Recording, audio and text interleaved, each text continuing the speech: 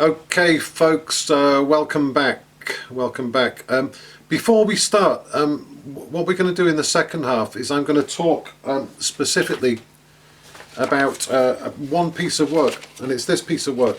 This is an article. It's an article, an academic article that I had published this time last year, and it's called "Representing the Nation." So before we start the PowerPoint, can everybody go to Moodle and download this article? I've put the PDF on week 8. Now, don't try and read it as we go along, but what I'm going to do is go through the main points and talk about the origins of this research. And when you have a bit more time, you can sit down and read the article in detail.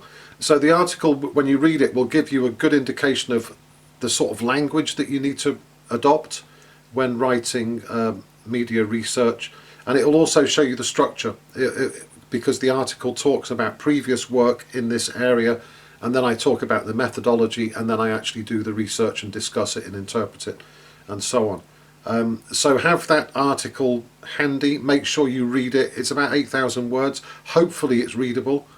It's something that I try and do with all my work, make it readable, obviously, because otherwise there's no point in writing it if nobody can read it. So have a read of that, and you will see what a piece of quantitative research actually looks like. So let's move back to the PowerPoint. Slide 45. So this is a real life example of some research which was done by your tutor, that's me, called Representing the Nation.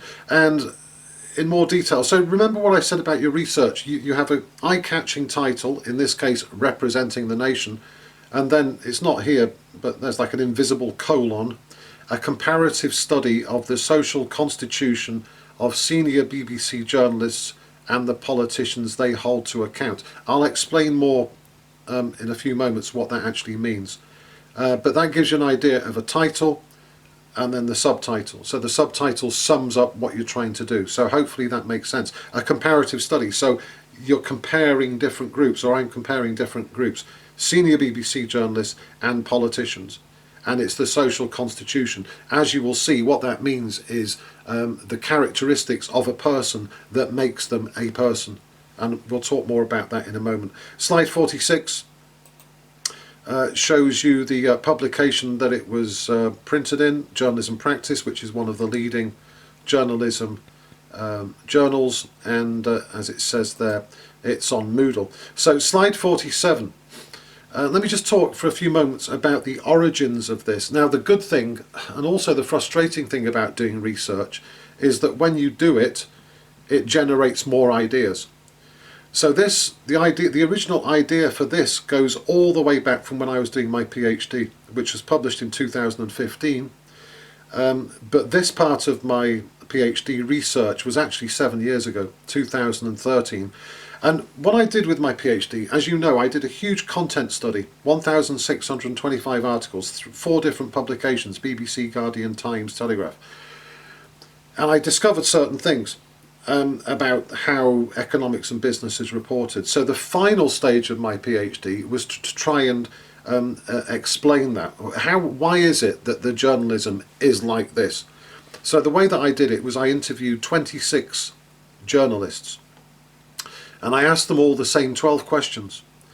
And one of the questions was this in the white box: to what extent does the social profile of a journalist, their background, their life experiences, their education, their ethnicity, their gender, all of those sorts of things, explain the nature of the news product? So in other words, if I did a piece of journalism, to what extent would that be explained by the person that I am? So white, male, middle-aged, true, middle class, I guess, even though I think I'm working class, educated, and so on. So to what extent is the news product, what actually comes out of my fingers when I'm doing journalism, to what extent is it based on the person that I am? Now, what interested me here and why it kicked off a lot of research was, as it says in the box at the yellow box at the bottom, of the 12 questions, this elicited the longest, most varied and least conclusive responses. Only 2 of the 26 interviewees believed that the social profile of a journalist had no influence. Only 2 believed that it had no influence at all on the person's professional output. So by extension, 24 of them, they believed that to some extent your social constitution does have an effect on the journalism that you produce.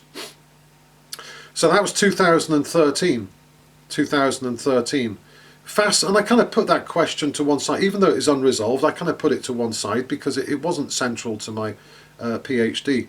It was interesting, but it wasn't central. Fast forward 2 years, 2015 April. So by this stage, I'd literally just submitted my PhD at this point. And for rest and relaxation, I was watching the coverage of the general election. We had 3 general elections in 4 years: 2015, 17, and 19. Incredible. So in 2015, there I am. It's the election night, and it was a couple of days before the election. And what had happened was there was an event on TV, BBC TV, Question Time, where there's an audience of normal British people, and there's a politician on the stage with the BBC host. And after the final one of these sessions, which was with David Cameron, I think, Nick Robinson, that's the photograph of the guy on slide 48, Nick Robinson was reflecting on this Question Time episode, and he said, to be honest, and I quote this because I was sitting there with my laptop, he said, to be honest, the audience asked far better questions than I ever could. Now, at the time, Nick was the political editor of the BBC, which is probably one of the most senior journalistic positions in the BBC. So it's his job to make sure that the public are informed about politics. And he said, to be honest, the audience asked far better questions than I ever could. And to tell you the truth, folks, that statement stunned me. It stunned me for 2 reasons.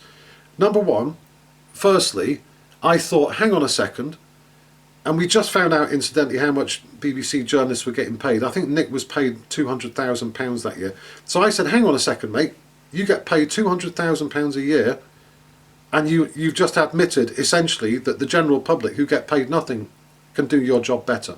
It's a really bizarre thing to say. And my second question, and my rhetorical question, I screamed at the television, I said, why can't you do it? Why can't you ask those questions? I mean, he's a very intelligent bloke, as you'll find out. He's a very good journalist. So why couldn't he ask those questions?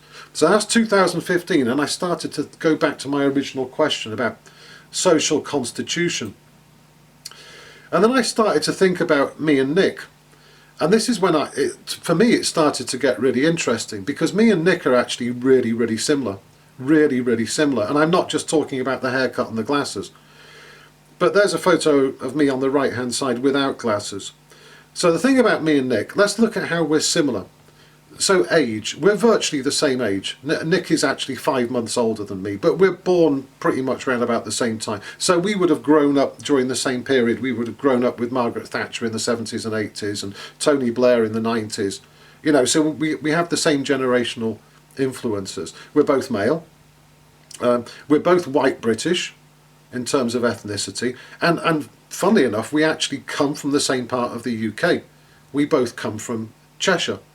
So you would think, looking at those 2 snapshots of our social profile, that me and Nick would be essentially the same person. We look the same, we're same age, same sex, same ethnicity, same background, same regional background.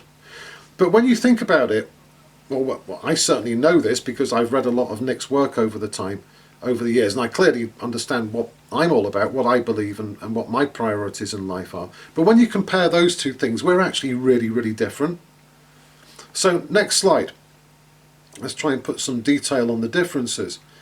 I've been watching Nick on television for a long time and on the radio, and he's written a few books as well, and I've read his books. And one book in particular, I don't have it with me. I think it's called Live from Downing Street, and it's all about him working as a political reporter. It's very interesting, actually. And he said on page 12 of that book, published in 2012, he said, my job is to report on what those in power are thinking and doing. So there, very clearly, he stated in his own words what his job is. His job is to tell us, the general public, what the people in power are thinking and doing. However, I'm different, because if I were political editor of the BBC, I would say, what about community groups? What about social movements? What about protests? What about petitions? What about new political ideas? So he and I, actually, even though we look the same, and we're the same age, and we're the same colour skin, and everything else, and the same sex, we actually think very, very differently. And I must say, this is one of the things that kind of frustrates me about sometimes called identity politics. When people talk about the gay community, or the Jewish community, or the black community, or whatever, and it kind of implies that everybody in a certain community thinks the same way. And it's patently untrue. It's patently untrue, because me and Nick, officially, we're in the same community. We're both educated, middle-aged white men, you know, but we think completely differently. So just be aware that it is actually quite clumsy way, I think, identity politics to talk about the world, because you will find actually, even if you just scratch the surface, you'll find a heck of a lot of differences between people in the same groups. So that was 2015, and I started to think about how somebody's background actually determines their political perspective. Fast forward another year, we had the EU referendum. You'll remember this, 24th of June 2016, and on that evening, being the person that I am, I was sitting there with my laptop watching the results unfold. So what happened that night? The BBC, as always, they did a big session. They did a big, I think, 6-8 hours of analysis, and on that programme, all the big hitters from the BBC were there. David Dimbleby at the top, Laura Kunsberg, political editor, Nick Robinson, the guy with the glasses, second one is Kamal Ahmed, who was economics editor at the time, and Emily Maitlis, and lots of other people as well, Andrew Neil, Andrew Marr, Jeremy Paxman, all of the big hitters from the BBC. And what they did from the 24th of June onwards, they kind of analysed it, and that's what BBC journalists are supposed to do. That's part of their role, is to explain to the British public, the licence payers, the people who pay their wages, what it all means. What are the implications? How do you explain what's just happened? And what they found over the next few days, people started to talk about divisions in age. So younger people tended to vote for Remain, older people tended to vote for Leave. Education, the more educated people tended to vote Remain, the less educated people voted Leave. And two things that they kind of touched on, but they didn't really go into in detail, was income and class. So poorer people tended to vote Leave, and lower class people tended to vote Leave as well. And there were vivid examples over the next couple of weeks in media reports, but also across my social groups. So as I mentioned, I'm originally from up north. Most of the people I know up north, they voted Leave. In fact, all of the people pretty much in the south of England, where I live, and people I interact with, other academics and so on, they voted Remain. So I noticed it wasn't just a simple question of age and education. There was also a class thing. So middle class people, my friends are typically academics, lawyers, doctors, you know, those kinds of people. They all voted Remain. So I noticed a sort of difference there with my social groups. So then I started to think, hang on a second, you know, maybe that there is something about the BBC journalists, because they were very surprised by this result. They didn't seem to understand that just over half of the UK population voted Leave. It was very distinct in the tone of voice and the incredulity that they had when they were doing the post-mortem. And yet it wasn't really a surprise for me, even though I voted Remain. I could understand, because of my background, because I come from a working class northern background, and a lot of working class northerners voted Leave, and I could understand that, even though I didn't vote that way myself. So that's where I started the research. I started to think, well, let's see if we can find out what is it about these BBC people, what are their common characteristics in terms of their background that made them incredulous, that made them surprised about half of the UK voting to leave the UK. And then fast forward another year, 2017, this is when my research really began. There was, if you remember, there was that tragedy in 2017, the Grenfell Tower. There was if those of you who don't know, there was a tower block in West London and it was an absolute tragedy. It burst into flames, and because of the cladding on the outside, it burned even more than people would expect. And 71 people died as a result of it. And shortly after that, there was a quote there from Jon Snow, who is not the guy out of Game of Thrones, Jon Snow, the journalist. And he's been around for a long time, a very respected journalist. And he said the Grenfell Tower disaster taught me a harrowing lesson, that in increasingly fractured Britain, we are, in the media, are comfortable with the elite, with little awareness, contact or connection with those not of the elite. So he's basically, Jon Snow's basically saying that the world in which he lives is detached from the world of the majority. And when I read that, I realised that class, essentially, socio-economic class, was a major issue when it comes to journalism and their audiences, and something which isn't really explored to any great extent. So I knew what I wanted to explore. I knew I wanted to explore, the social constitution, effectively, the nature of the people that do the journalism, and compare it to the people that they broadcast to. And then I thought, well, the other thing to do, obviously, is to link it to our political representatives. So I started thinking about doing a comparative study between journalists as one group, and then Conservative politicians as another group, and Labour politicians, because those two latter groups are supposed to represent us as a general public. So the next stage was I sat down and I thought, what are the quantifiable elements of a person's social constitution? So things quantifiable, things that can be measured unequivocally. Things that could be measured unequivocally. So before the break, we were talking primarily about content, about news products, the words, the pictures, the stories. What I'm doing here is quantitative techniques, but looking at people. So you could measure people's heights. I mean, that's not relevant here, but you could measure people's heights, people's weights, and by extension, you can measure somebody's sex. You can say what sex they are. You can look at their ethnicity. You can look at their age. You can look at their salary if it's publicly available. You can find out which school they went to. You can look at the location of their school, university, undergraduate subject, parents' profession, if it's available, their partner's profession, if it's available, and also look at the former career. So I came up with 11 variables. So my next mission was then to find answers for each of those variables for each of the journalists. And the key point here in the box on the right hand side, the BBC is very, if you read the official documents, the BBC is very focused on providing a service for the whole of the UK. Now, it might not do it very well, and there's lots of discussions and debates on to the extent to which it does it, but the BBC has a statutory obligation to serve and represent the whole of the UK. Now, when it says represent, what that actually means, there's two slightly different meanings for the word represent. The BBC needs to represent the concerns, the ambitions, the goals, the frustrations of the British public. It needs to be a voice, a mouthpiece for the British public. So when BBC journalists are interviewing politicians, the BBC journalists need to understand what the concerns of the British people are. That's very, very important. So essentially BBC journalists, when Laura Kuenssberg asks a question to Rishi Sunak, she's doing it on your behalf, your personal behalf. She is asking that question because she has access to politicians and you don't. That's something that the BBC, that's in many ways the raison d'etre of BBC journalism. The other meaning of the word represent is that the BBC should represent us as human beings.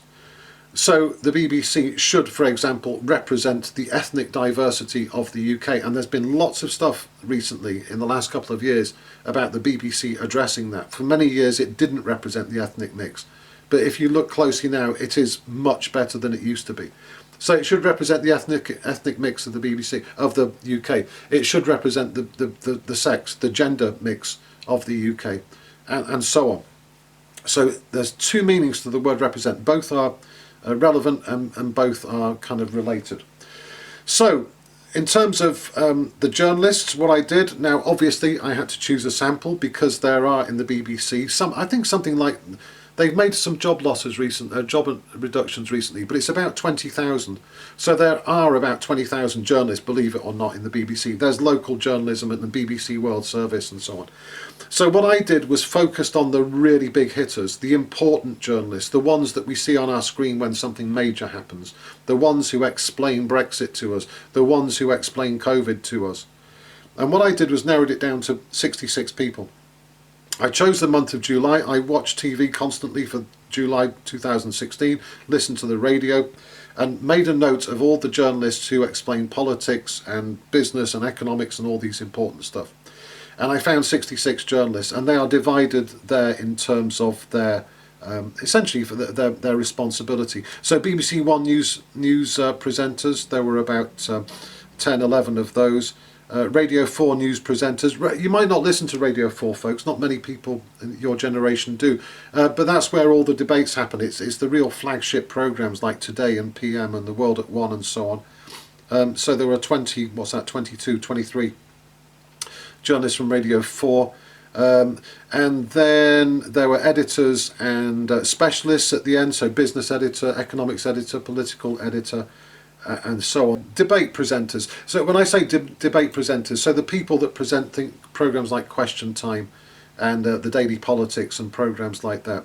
So as I said, you can't do that all BBC journalists. So what I had to do was focus in on a small sample of basically the big hitters, the big the leading journalists, the editors, and the ones that we see regularly, frequently. And as I hinted at before, slide 55, I needed a comparison. I needed to compare this sample of 66 journalists to something. So the obvious choice was the people that represent our wishes in terms of political representation. So I focused on the 27, the most powerful Conservative politicians, who are the 27 people in the cabinet. So at the time it was Theresa May, remember her? And Philip Hammond and all the others in the cabinet in 2016, and the Labour shadow cabinet of Jeremy Corbyn. So that's Jeremy Corbyn, John McDonnell, Diane Abbott, and various other people in the Labour cabinet. So I've got three samples: Conservative cabinet, Labour shadow cabinet, BBC journalists, and then the absolute coup de grace is to compare these samples to the population of England and Wales. So in that way, it's a three-way, four-way comparison. You're comparing two political groups, a journalistic group, with the population of the UK. And our normative expectation would be that all three of those groups are a pretty fair reflection of the UK population, of England and Wales population. That's what we would hope. And you can guess what's coming, that it wasn't like that at all. But the fact that it didn't come up to our normative expectations means it's a great piece of research. Right, before we move on, slide number 56. I'm just going to have a sip of tea whilst you're doing this, but anybody, turn your microphone on or type up, who are these people? I've given you clues. These are BBC journalists, there's one clue. And I've also given you clues with the initials. Very, very good, Catherine. Emily Maitlis, Fiona Bruce, Laura Kunsberg. But seriously, folks, I mean, the BBC, you might not personally pay the licence fee, but your parents do. So you do actually pay these people's wages, and we do depend on them a heck of a lot to explain the world to us, believe it or not. And you might disagree with that. But even if you don't watch the BBC, this is where so much of our information comes from. And this is the point about my research. This is how I sold it to the editor, is that these 66 people are inordinately responsible for our understanding of the world. And you can apply this technique to another group. You can do it for CNN journalists. You can do it for Al Jazeera journalists. But just be aware that they are extremely influential people. So let me just go through them. Top row: Emily Maitlis, David Dimbleby, Kamal Ahmed, Laura Kunsberg, Nick Robinson. Bottom row: Clive Myrie, Evan Davis, Fiona Bruce, Ritula Shah. Ritula is mostly on radio, so you might not recognise her, and Andrew Marr. So I divided it into 3 sections. The first section of my analysis I called accidents of birth. And when I say accident, I don't mean something that's a negative. We often think of the word accident like I had an accident on my motorbike. That's a negative. I don't mean accident in that way. What I mean is the randomness of life. So in terms of sex, ethnicity, age and parental occupation, when you think about it, you've got no choice on those. You've got no personal choice on what sex you were born as, or what your ethnicity was at birth, or when you were born, your age, or your parents' occupation. If you think about it, that's not your choice. And we always like to think that life is all about choices. This is what it's like a game of cards. These are the cards that you're dealt on the moment that you pop out of your mum's womb. You know? So that's what I looked at first, accidents of birth. Slide 58. And here are the 3 samples. So my first finding, the BBC and the Cabinet, around about 1/3 of the samples are female and around about 2/3 are male. The Shadow Cabinet, straight down the middle, there were 32 people in the Cabinet, 16 men, 16 female. So anybody, give me some comment on what I've discovered here. Go on and take it a step further. I didn't put it on there, but what's the British population? And British population is the shadow. Right. So it's supposed to be half. Right. So that's the key point. So on this basis, the Shadow Cabinet perfectly represents the population of Britain. You could write that in your interpretation. The Shadow Cabinet perfectly represents the sex distribution of the UK. However, the Cabinet and the BBC does not, because there's 2 men for every woman in the Cabinet and 2 men for every woman in the BBC. So that's your first point, that's your first discovery, is that these samples, the 2 samples, BBC and the Cabinet, do not represent the nation at all. So do you see how one simple measurement can actually, you can discover something? It's not a very pleasant discovery, but the point is that if you make a discovery like that there is that gender imbalance, the next stage is to do something about it. You know, so that's how we make the world better, believe it or not, folks, is we find problems with the world, we identify them, and then we make them better. If you look back in history, that's how it's always worked. Remember my class the other week about political history. So that's point number 1. Point number 2, slide 59, ethnicity. So anybody give me a comment on that?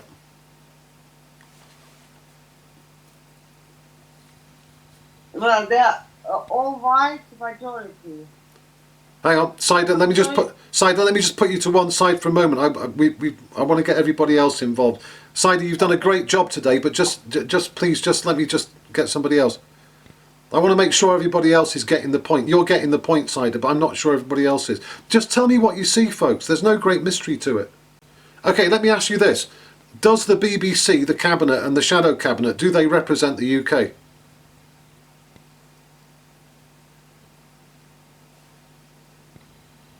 Come on, folks, be bold. So England and Wales is 87% white. 87%, right. Yeah. So you could say that the Cabinet, it does not represent the UK because it's too white, basically, isn't it? Yeah? Yeah. Right, so, but if you look at the BBC, and this is kind of ironic about the BBC, because the BBC, thanks Catherine, the BBC gets criticised a lot for not being ethnically diverse. But if you look at the numbers here with my sample, the BBC is actually slightly more ethnically diverse than the UK is, than England and Wales is. So it's 85% white compared to 87% white. Now, one of the issues with ethnicity is that people don't say what their sample is. So for those of you who live in London, which I think is most of you, London is incredibly ethnically diverse. I think it's about 50% white and 50% not white in London. So if London is your home and you watch the BBC, you're going to think, wow, that doesn't represent my world at all. But you have to look at it from the point of view of England and Wales. The BBC doesn't just report on London, it reports on places like Cornwall and Lincolnshire and Northumberland and Durham and Scotland. And the ethnic breakdown in those areas is very different to how it is in London. So on that basis, when you look at England and Wales, the BBC is actually doing quite a good job. The Shadow Cabinet is doing an even better job because that's 19% of the Cabinet, Shadow Cabinet, are ethnic minorities. But the Cabinet, and the Conservative Party has long had a reputation for this, for being the party of white British people. And the Cabinet is no exception. In the Cabinet there are a few exceptions in terms of people like Rishi Sunak, who has Indian heritage. Priti Patel, she has Indian heritage, and so on. But if you look at the current cabinet, there's nobody in the current cabinet with Afro-Caribbean background compared to the Labour Party. So the Labour Party has always been much more ethnically diverse than Conservatives. Conservatives have made some progress, but generally speaking, it's pretty poor in terms of reflecting the nation. I'm just looking at the time. I'm way behind schedule, so let me just skip on. Slide 60 is about age distribution. I'm not going to focus on that too much. Basically what that does is it shows you that most people are middle-aged in the cabinet in the BBC, and the UK, the green bar, is much more evenly distributed across the different age groups. Now, the one that I just do want to concentrate on is parental occupation. Slide number 61. Now, this is really, really important, and this is something which is very interesting to me, and it's something that I've been focusing on quite a lot recently with my research, and it's this idea of socio-economic class. And now, class is a very murky, woolly, shapeless subject, and people always give different answers when you ask them what their understanding of class is. But basically, in the UK, if you were to accumulate a number of studies together, about half the population is what we would traditionally call working class, and the other half of the population is either elite, in other words, landed gentry, super celebrities, footballers, lords and ladies, all that sort of stuff, royal family, or this big sort of chunk called the middle class. And one of the biggest determinants of your class is your parents' occupation or your occupation. Generally speaking, as I've said on this chart here, about 50% of the British population is working class. If you ask people, about 60% say that they're working class, but if you define it in different ways, it's a bit lower. So we can say safely that about 50% of the UK is working class. Why is it important? Class is important because it determines economic environment. And as I've noted at the bottom there, the working class are far more likely than the middle class to experience financial hardship, unpredictable income, temporary contracts, unemployment, etc. And we've seen a lot of that with COVID in the last 6 months or so, is that people, working class people, drivers, cleaners, care assistants, those are working class occupations, and those are the people that suffer the most. So being working class is actually quite a big struggle, and it's a different world to somebody who works or lives in a middle class existence. Now, I can say this with great authority because when I think about my background, my family life growing up was distinctly working class, and some point in the last few decades I've become middle class. I don't know how it happened or exactly where it happened, but it did happen. So I know what it's like to be working class, and it is a struggle. Okay, it's a struggle. Now let's look at our samples to see how they compare with the UK. Slide number 62. So on the left hand side, working class 50%, middle class 50%. You look at the BBC, and the way I did this was looking at online biographies, Wikipedia pages and so on, and I found the parental occupation of 35 of the BBC journalists, so just over half. Of those, only 14% came from what you would call working class backgrounds. 86%, the vast majority, came from comfortable middle class backgrounds. Business, media, or other or professional jobs. Look at the cabinet. The cabinet is about the same, 80% compared to 86% for the BBC. And the shadow cabinet is actually more working class than the British population. So you look at the shadow cabinet parental occupations, and they tend to be factory workers, cleaners, council workers and so on. So people like the ones that I grew up with, basically. So to me, this slide was incredibly enlightening. And it confirmed something to me, because it kind of made sense, because I was watching the BBC reports of the EU referendum, and I was thinking to myself, why do you not understand why working class people voted leave? Why do you not understand this, folks? You know? And the reason was essentially that they weren't working class people themselves, so they had no idea of what was involved. The next stage, I look at formative years. So what I mean here is your education, essentially your teenage years. Slide 64. Again, this is a very, very stark reminder about how British society is kind of divided. For the vast majority of us, secondary education happens in a state school. So if you look at the data, 93% of us go to a state school. A state school is a school that's paid for by general taxation. So your parents don't pay any extra to go along to it. It's a state school provided by the state. I went to a state school, and I suspect most of you went to state schools. However, 7% of the population go to what's called independent schools. Independent schools, sometimes called private schools, sometimes confusingly in the UK called public schools. I know in America that means state schools, so apologies for that. But independent schools, they're characterised by the fact that parents pay extra fees. And how much are these fees? Well, if the student stays at the school during term time, the average in 2017 was £32,000. Don't know about you folks, but I don't have a spare £32,000 hanging around. So you've got to be pretty rich to send your kid to a private school. If you just go for the day, you know, in other words, the student goes to the school and comes back in the evening, that's £13,000. Compare that to the median average income in the UK of £22,000.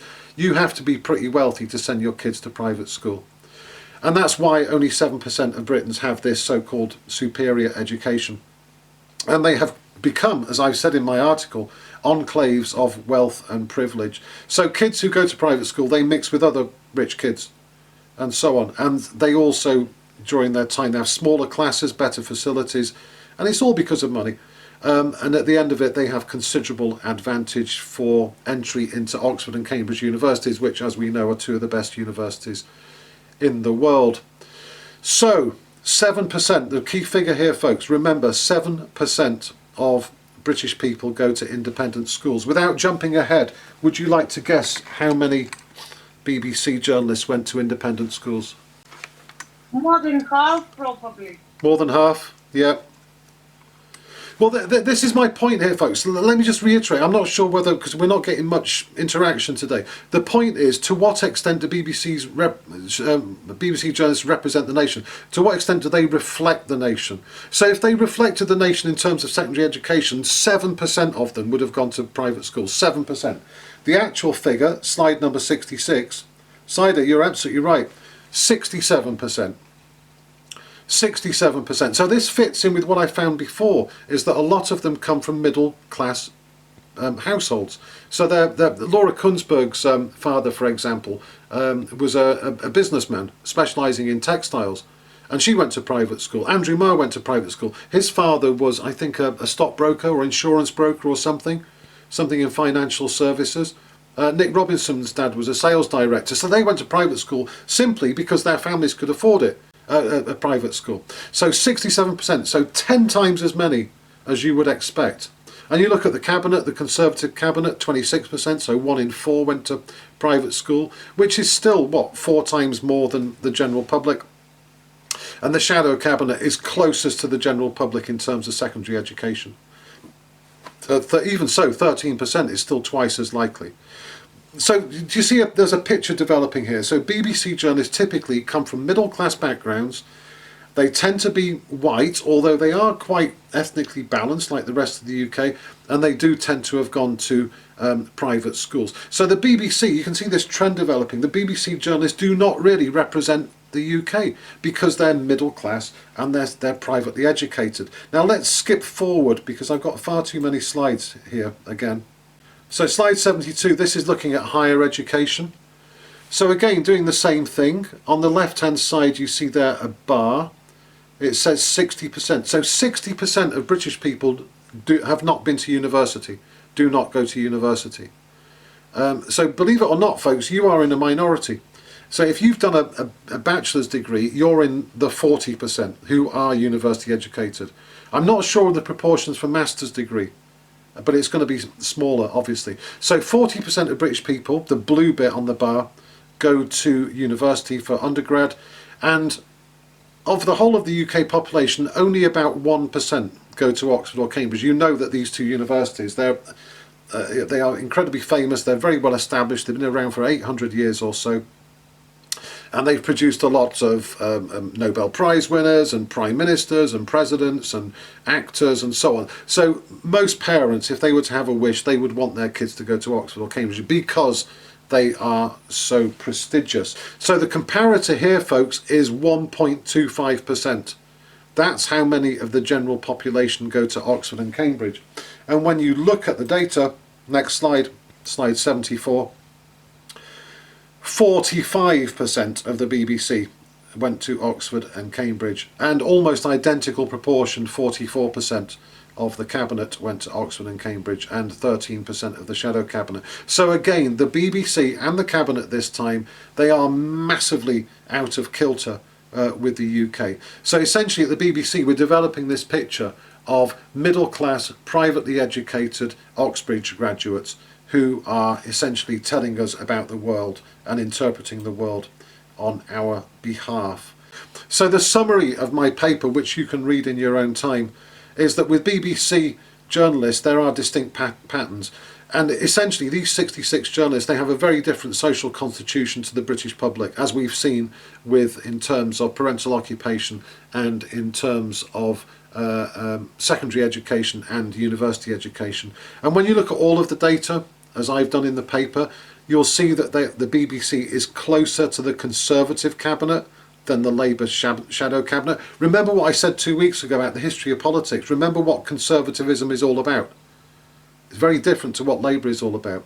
And the BBC, essentially, they're even more elite than the cabinet. And my question at the end of the paper, which I don't really answer because I didn't have time, is can a cohort, can a group of people truly represent a nation when there's hardly any working class experience amongst the group? Can they really report on what it's like for working class people to live and exist in the UK? That remains an unresolved question. Going back to my question from my PhD, to what extent does the social profile of a journalist explain the nature of the news product? There's two ways of looking at it. You can say, well, it does, because senior BBC journalists generally belong to the same social group as the professional, commercial and political metropolitan elite. They do, we've demonstrated that. They tend to have shared backgrounds, educations and life experiences, hence they identify with the issues faced by others in their group more readily than those affecting the bulk of the British population. And this influences their editorial decisions. So in other words, if there's a BBC journalist, you know, like Nick Robinson, a comfortable background, private school, Oxford, well paid, how is he ever going to understand what it's like to be a single mother who's got a job as a cleaner and claiming universal credit? So that's this argument. How can somebody do a good piece of journalism when they have no conception of what it's like to be that person? So that's one argument. However, that argument isn't necessarily the answer. The other way of looking at it, and this is what journalists said when I asked them about this for my PhD, they said it doesn't affect my journalism because, they said, BBC journalists are professionals and we do not allow our personal beliefs derived from their lived experience to influence decisions at work, and we adhere faithfully to the BBC editorial code. So that's what the journalists think. They think they can detach themselves from their personal life and they can report in a factual, objective way. I still don't know the answer to this one, whether it's one or the other. It could be both, I don't know. It could depend on the journalist. But what this example does show you folks, hopefully, is the potency of quantitative research. So read this paper, this article, which is on Moodle, and go through the PowerPoint as well, and watch the video, and hopefully you'll see, like I said, the potency of quantitative analysis, because it is very, very powerful stuff in terms of what it can do and what it can show you. So I'm sorry to race through that, folks, but as always, never enough time. So any questions, any comments, any thoughts? If anybody wants a tutorial, just drop me an email and we can sort something out. I strongly recommend that we do it next week, folks. Don't forget, your deadline for the poster is 2 weeks' time.